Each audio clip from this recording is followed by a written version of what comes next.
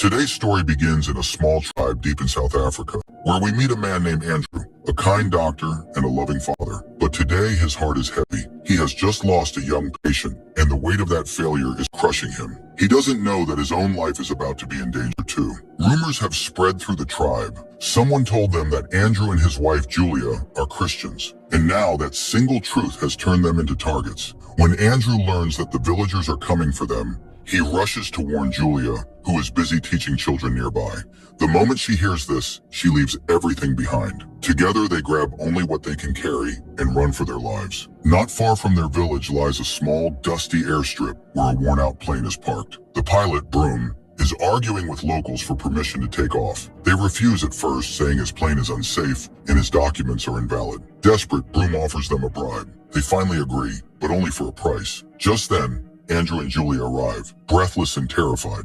Broom sees their fear and decides to take advantage of it. He tells them he'll take them only if they pay double and leave all their belongings behind. With danger closing in, Andrew agrees immediately. Survival is all that matters now. Soon the small plane lifts off the ground. There are 8 people on board: Andrew, Julia, and 6 others, hoping to escape death. For a moment, they all believe they are safe. Andrew looks out of the window, thinking of home, of his parents, of peace, but fate has other plans. Midway through the journey, dark clouds gather. Strong winds toss the small plane around like a toy. Broom tries to stay calm, assuring everyone that this kind of turbulence is normal. But within minutes, one of the engines fails, and the other begins to sputter. Then comes the worst news. A fuel pipe has burst. The plane starts losing height rapidly. Panic spreads. Before anyone can react, the aircraft crashes violently into the middle of a barren desert, breaking apart into flaming pieces. When the dust settles, the survivors realize the horror of their situation.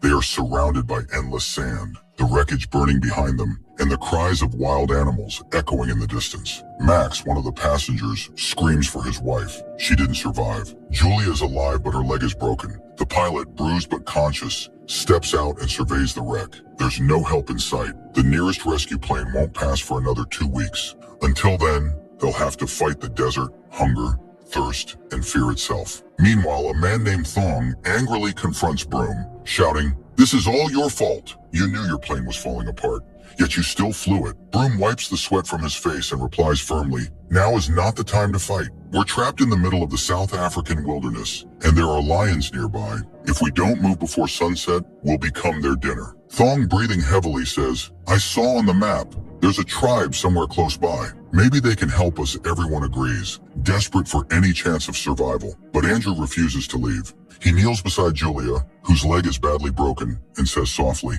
"I can't leave her alone. Go find help and come back for us." The group hesitates, but there's no time to argue. They pack what little they can carry and start walking.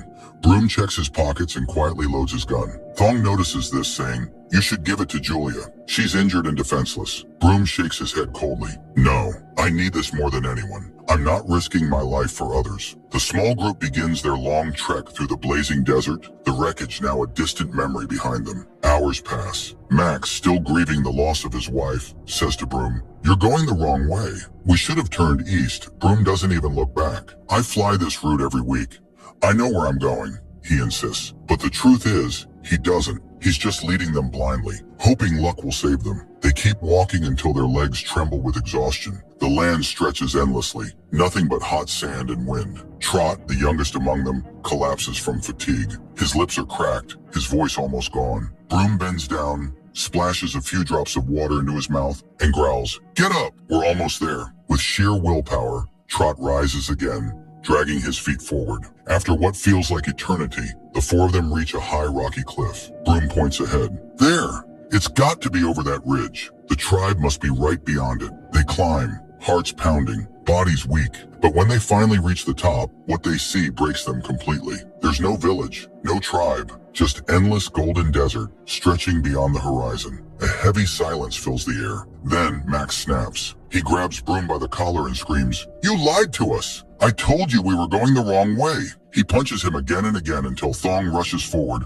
pulling him back. Broom stumbles to the ground, his lip bleeding. Max, shaking with rage, pulls out the gun and points it straight at him. "I swear I could shoot you right now." Thong steps between them, raising his hands. "Stop it. If we fight now, none of us will make it till morning. let's go back to the plane. We'll rest tonight and try another direction tomorrow. Meanwhile, Andrew sits beside Julia. His eyes scan the darkness. Something feels wrong. He hears faint growls nearby. A pack of lions, drawn by the smell of blood, lurks in the shadows. Julia, pale and weak, looks at him and whispers softly, Andrew, I love you. When we get home, let's start fresh. Let's have a baby and build a happy life together. Andrew forces a gentle smile, though fear fills his heart. We will, he says quietly. Just stay with me. Far away, Max grows restless and angry. We can't just sit here and wait to die, he snaps. I'm leaving tonight. Thong warns him. It's too dangerous, Max. You won't make it in the dark, but Max refuses to listen. Grabbing his gun, he storms off alone into the night, ready to face whatever comes, even death itself. Now only Broom, Thong, and Trot remain together. They start heading back toward the wreckage, but their bodies are exhausted. The desert heat has drained all their strength. After a few steps, they collapse to the ground, gasping for air. Broom points ahead with trembling hands. Come on, just a little more. The plane's close. Somehow, they gather enough strength to stand and keep moving. When they finally reach the site, they stop dead in their tracks. There's blood everywhere, dark stains in the sand, deep claw marks, and torn fabric scattered across the ground. Andrew and Julia are gone. Broom kneels down, looking around in shock. What happened here? He mutters. Suddenly, he's struck hard from behind. He falls, and when he looks up, it's Andrew, his face wild with rage and grief. Andrew shouts, My wife is dead because of you. The lions dragged her away. If you'd given me the gun, I could have saved her. He pins Broom down, trembling with fury. Just then, Thong fires a flare into the sky, breaking the fight apart with its blinding red light. Everyone freezes in silence. Broom approaches Thong and says grimly, I can lock the cockpit from inside, but it can only fit 3 people. One of us will have to stay outside tonight. Thong looks troubled. We can't leave anyone alone out there. Broom shrugs coldly. We don't have a choice. When Andrew hears this, he turns to Broom bitterly. You're trying to save yourself again. You caused this crash because you were smuggling animal horns. That's why the plane was overloaded and broke apart. Broom shakes his head angrily. That's a lie. The engine failed. Nothing more. Thong steps in, trying to calm them. Enough. Let's decide fairly. With a coin toss, they flip the coin. It lands on Trot. His face goes pale. Fear fills his eyes. Andrew removes his locket and places it gently in Trot's hand. Keep this with you. Pray to God. He'll watch over you tonight.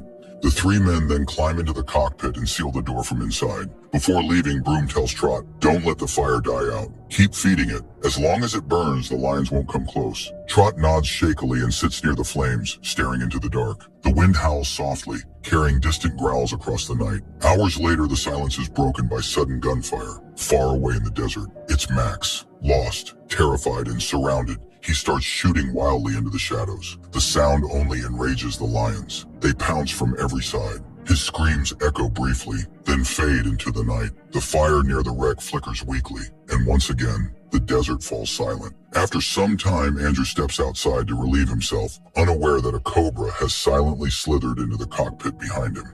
When he returns, he wakes Trot to check the fire, then lies down and quickly drifts to sleep. But Trot, exhausted and terrified, makes a fatal mistake. The fire goes out. Moments later, the silence of the night shatters with his screams. The lions attack all at once, tearing through the darkness. Inside the cockpit, Andrew, Broom, and Thong freeze in fear, unable to move. In panic, Thong accidentally opens the cockpit door, and they see the horrifying sight. Lions devouring Trot alive. One of the beasts turns toward them, but they manage to slam the door shut just in time. Then another danger appears. The cobra, still inside. It bites Thong on the leg before anyone can react. Acting fast, Broom cuts and ties Thong's leg to slow the poison, kills the snake, and somehow saves his life. After a long, terrifying night, the first rays of sunlight finally appear. In the morning, Andrew steps outside. The wreckage is stained with blood, the smell of death everywhere. He slumps against a tree, broken and silent. Broom joins him, saying, we need to move before they come back. But Andrew doesn't respond.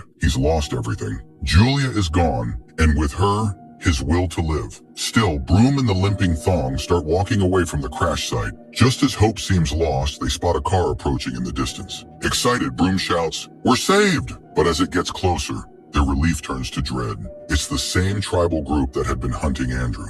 The tribesmen capture them immediately, shouting in rage. Thong tries to reason with them in their language, but they accuse Andrew of stealing and trespassing. When they notice the smuggled lion corpse, their anger explodes. One man raises his gun at Andrew, but Broom steps in, taking the blame for the smuggling. Thong pleads, explaining the crash, but before he can finish, one of the tribesmen shoots him dead. Now only Andrew and Broom remain, held at gunpoint as one tribesman leaves to fetch reinforcements. The hours drag on under the burning sun. The captors taunt them with water, but never share it. As time passes, both tribesmen doze off.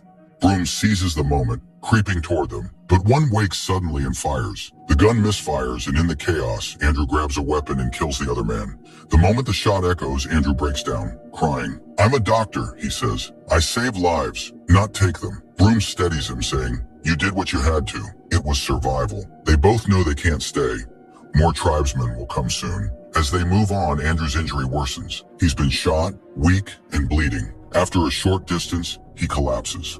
Broom lifts him up, urging him to keep going. "Just a little more," he says. "There's a cliff ahead. You'll be safe there from the lions. I'll go get help." Andrew nods faintly, barely conscious as Broom carries him toward the rising cliff, their last fragile hope for survival. Hearing Broom's words, Andrew gathers his last bit of courage and starts moving toward the cliff. Every step feels heavier than the last. His vision blurs, his body trembles, but he keeps going. When he finally reaches the base, he tries to climb, but his strength gives out. Behind him, Broom spots a group of lions approaching fast. Panic sets in. He rushes forward, trying to push Andrew up the cliff, but his hand slips. Andrew falls hard to the ground. The lions are only meters away now. Desperate, Broom lifts him again, using every ounce of strength left, and somehow drags him up to the top. From there, they see a faint fire glowing in the distance, a sign that a village might be nearby. Hope flickers for the first time in days, but it's not over. The lions begin climbing the rocks, drawn by the smell of blood. The two hide behind the boulders, barely breathing, as the beasts sniff around below. Andrew's body is weak, and a strange poison smell rises from one of his wounds. Broom knows he won't last long without help. He looks at Andrew, guilt flooding his eyes. "You lost your wife because of me," he says quietly. "And that child you couldn't save, it was my fault too. I delayed the medical supplies because I was smuggling. I caused all of this. I don't deserve to live." Andrew shakes his head weakly, but Broom continues. "The village is just ahead. I'll distract them. You run when you can." Before Andrew can stop him, Broom charges toward the lions, shouting and waving his arms. His voice echoes across the desert. The lions turn toward him, growling, then leap. Andrew closes his eyes as the horrifying sound of Broom's screams fills the air. When the noise fades, Andrew opens his eyes, tears streaming down his face. He doesn't look back. He can't. He tries to crawl toward the village, dragging his wounded leg, but soon collapses. The pain is unbearable. He knows his end is near. As he sees some wolves are approaching, he grips a stick tightly, ready to defend himself.